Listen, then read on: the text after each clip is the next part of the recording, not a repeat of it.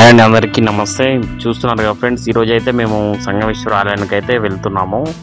So మేము ఆలయం గురించి అయితే మాకు ఇదివరకు ఎప్పుడు వెళ్ళలేదు, ఫస్ట్ టైం కాబట్టి ఇక్కడ చాలామందికి అయితే ఆలయ విశిష్టత గురించి కనుక్కున్నాము.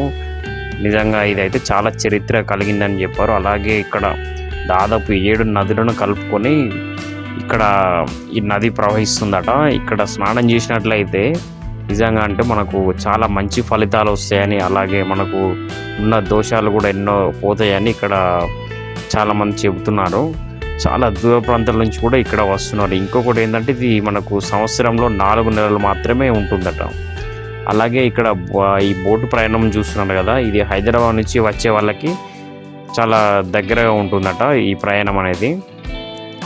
సో అలాగే ఇది గుడికి సంబంధించిన మొత్తం ఫుల్ వీడియో కూడా మేము అది త్వరలో చూపెడతాం ఫ్రెండ్స్, తప్పకుండా చూడగలరు.